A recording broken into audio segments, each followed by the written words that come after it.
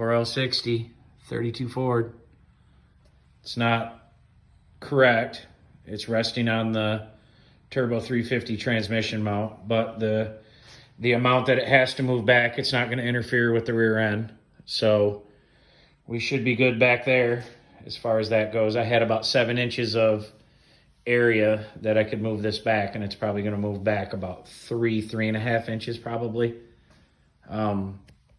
The engine mount might move back 1 inch.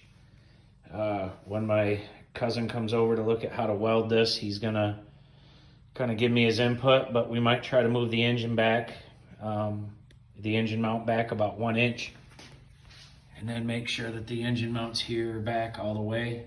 I should have enough room between the back of the engine hitting the firewall. Should be good. So fitting nice. Any clearance I can gain up here up front would be huge.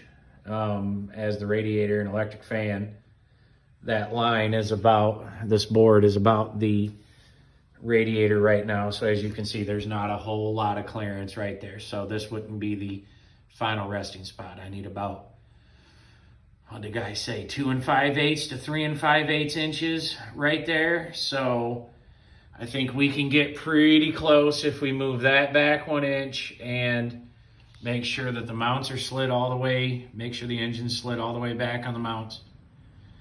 And then those are Dirty Dingo mounts, by the way. They're working fine. I've had the engine in and out about 4 times. Actually, to get the engine in, I got to loosen up those two and those 2 bolts on both sides. Kind of give me some play in the whole thing. I do have different engine mounts as far as clamping onto the engine cross member. I have the engine to cross member. Those are new mounts right there. In this video, I won't explain why, but on the other side, there's a bolt hole that the other one was hitting. I will do a video on that if anybody wants. But those are new. They actually fit better. They may not be better, but they fit better. But yeah, 4L60 in a 32 Ford, and it's going to fit. Might have, you know, like I say, it may move back an inch, 1.5 inches, 2 inches there, don't know. Probably going to hit the brake booster, which is okay. Planned on relocating that or doing something different there with that.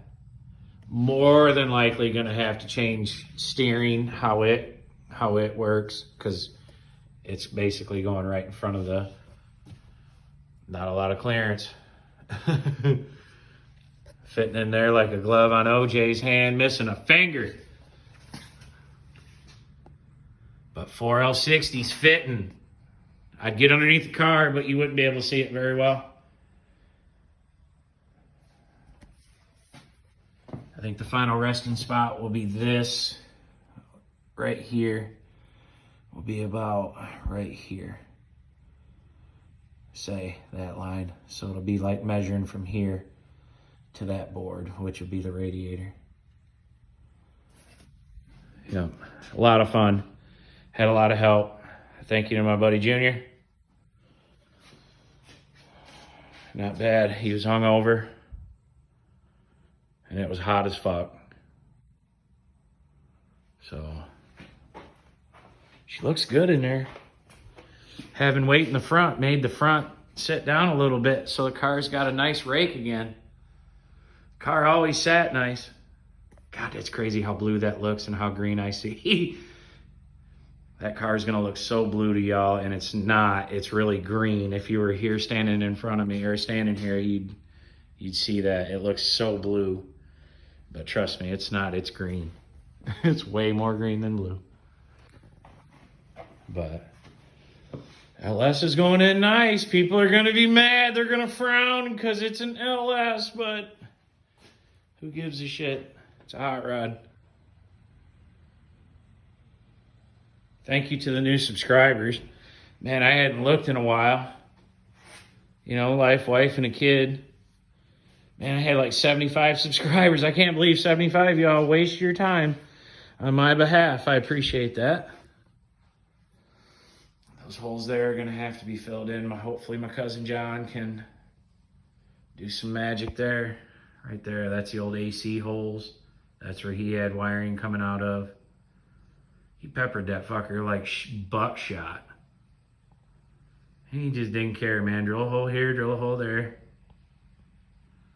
I mean, hell, when he got the engine and transmission in it, he shut the hood and never opened it for anybody. So, all right. If you've made it this far, greatly appreciated. Like and subscribe.